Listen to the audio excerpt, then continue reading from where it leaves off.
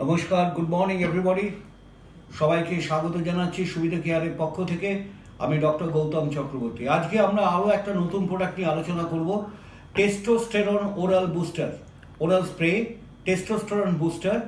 এই টেস্টোস্টেরন বুস্টারটা কি, টেস্টোস্টেরনটা কি, আগে আমাদের প্রাথমিক কিছু নলেজ নেওয়া দরকার আছে। টেস্টোস্টেরন হচ্ছে one of the important androgenic hormones in the male. পুরুষদের মধ্যে একটা one of the important androgenic হরমোনের নাম হচ্ছে টেস্টোস্টেরন। পুরুষদের শরীরে টেস্টিস যেখানে থাকে, সেই টেস্টিস থেকে এই টেস্টোস্টেরন হরমোনটা সিক্রেশন হয়। এই টেস্টোস্টেরন হরমোনের প্রয়োজনীয়তাটা কি? প্রয়োজনীয়তাটা হচ্ছে এই টেস্টোস্টেরন আমাদের পুরুষদের ফার্টিলিটিতে খুব সাহায্য করে। অর্থাৎ পুরুষ যখন তার পিতা হতে চায়, পিতা হতে গেলে তার স্পার্ম কোয়ান্টিটি বাড়াতে হয়, শুক্রাণুর সংখ্যা যেটাকে আমরা বলি স্পার্ম কোয়ান্টিটি বা স্পার্ম মোটিলিটি, স্পার্মের যে গতিবেগ বা স্পার্ম মরফোলজিক্যাল যে আসপেক্টটা থাকে, অর্থাৎ স্পার্মটা যেমন দেখতে, সেটা যদি স্বাভাবিক নর্মাল শেপের না হয় তাহলে ফার্টিলিটির সমস্যা আসে।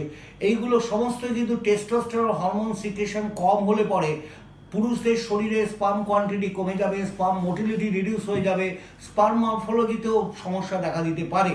সেখানে ফার্টিলিটি হওয়ার সমস্যা অনেক বেশি, সমস্যাটা বেড়ে যায়।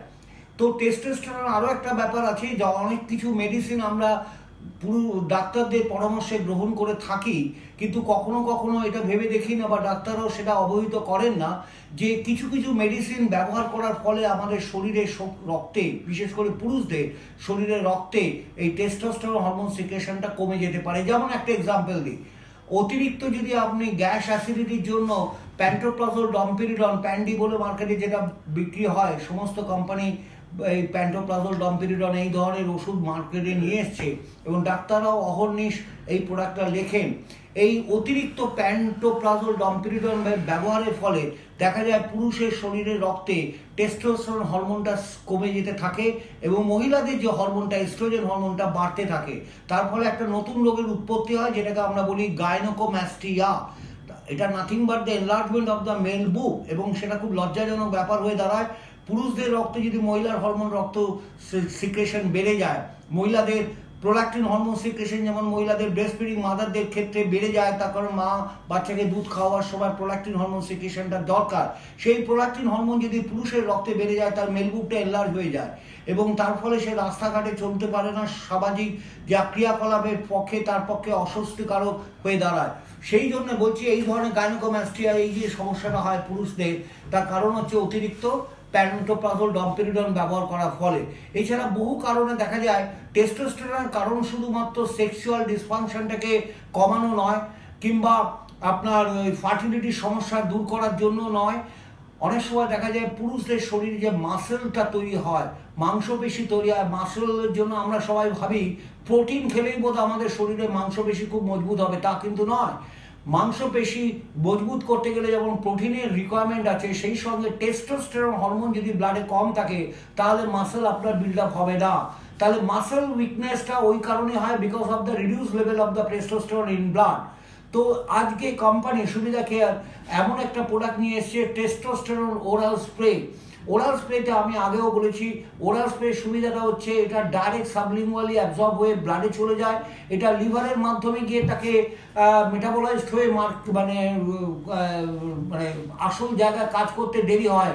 সেখানে এইটার সুবিধা হচ্ছে ডাইরেক্ট অ্যাবজর্পশন হওয়ার ফলে, সাবলিঙ্গুয়ালি অ্যাবজর্পশন হওয়ার ফলে এটা ডাইরেক্ট গিয়ে কাজ করতে পারে। টেস্টোস্টেরন ওরাল স্প্রে যদি আমরা দিনে দুবার করে ব্যবহার করি, বিশেষ করে পুরুষেরা যাদের শরীরে রক্তে হিমোগ্লোবিন, টেস্টোস্টেরনটা অনেক কম ধরা পড়েছে, টেস্টোস্টেরন টেস্ট করার পরে হরমোন, এই টেস্টোস্টেরন হরমোনটা যদি কমে গিয়ে থাকে, তাহলে সেক্ষেত্রে আমি পুরুষদের ক্ষেত্রে বলবো আপনাদের রেগুলার কোর্সে দুবার করে ওরাল স্প্রেটা করুন। যখনই স্প্রেটা করবেন মুখের মধ্যে 4 বার করে, একবারে 4 বার করে স্প্রে করবেন। দিনে দুবার করবেন, সকালে ব্রেকফাস্টের পরে একবার আর সন্ধ্যাবেলায় কিছু টিফিন খেয়ে আরও একবার। তাহলে দেখবেন যাদের সেক্সুয়াল সমস্যা রয়েছে, সেক্সুয়াল ডিসফাংশন, ফর এক্সাম্পল পুরুষদের ক্ষেত্রে যেটা বেশি দেখা যায় সেটা হচ্ছে ইরেকটাইল ডিসফাংশন, অর্থাৎ লিঙ্গ শিথিলতা। এই সমস্যা অনেক পুরুষ পীড়িত হচ্ছেন। ইয়াং জেনারেশন থেকে জেরিয়াট্রিক জেনারেশন অনেক পুরুষকেই দেখেছি এই সমস্যা আক্রান্ত হচ্ছেন। শুধু তাই নয়, অনেক সময় দেখা যায় আর্লি ইজাকুলেশন, অর্থাৎ শীঘ্র পতন বা প্রিম্যাচুর ইজাকুলেশন, অর্থাৎ শারীরিক যে সুখ বা সহবাসের ফলে যে আনন্দটা মানুষ উপভোগ করতে চায়, সেই উপভোগটা সে নিজেও করতে পারে না এবং তার পার্টনারকেও সে দিতে পারে না। তো কারণ হচ্ছে তার শীঘ্র পতন, প্রিম্যাচুর ইজাকুলেশন, এই সমস্যায় সে জর্জরিত হয়। অথবা লো লিবিডো, অর্থাৎ সেক্সুয়াল যে আর্টসটা, যৌন উত্তেজনাটা দরকার, সেই উত্তেজনাটা তার কমে যায়। তার কারণ বয়সের কারণে হয় অনেক সময়। তার আরেকটা মেইন কারণ হচ্ছে টেস্টোস্টেরন লেভেলটা অনেক ব্লাডে কমে যায়, তার কারণ সিক্রেশনটা কমতে থাকে। তো সেই ক্ষেত্রে আমি সবসময় বলবো রেগুলার কোর্সে টেস্টোস্টেরন ওরাল স্প্রেটা 2বার করে, সকালে এবং সন্ধ্যেবেলা, after breakfast and after having tiffin in the evening, regular কোর্সে ব্যবহার করুন। 2-3 মাসের মধ্যে দেখবেন আপনার এই স্বাভাবিক অবস্থায় টেস্টোস্টেরন লেভেল বেড়ে গেছে। আপনি ব্লাড টেস্ট করেও দেখতে পারেন, হরমোনাল ব্লাড টেস্ট করে দেখতে পারেন যে টেস্টোস্টেরন লেভেলটা আপনার কতটা উন্নতি হয়েছে। এর ফলে আপনার ফার্টিলিটির সমস্যা থাকবে না, আপনার সেক্সুয়াল ডিসফাংশন যেগুলো বলছিলাম সেই সমস্যাগুলো হবে না, বা কোনো বিশেষ রোগ যেমন গাইনোকোম্যাস্টিয়ার মতো প্রবলেম যাদের আছে তাদেরকে তো অবশ্যই অপারেশন করার বা সার্জিক্যাল কোনো প্রসিডিওর করার দরকার নেই।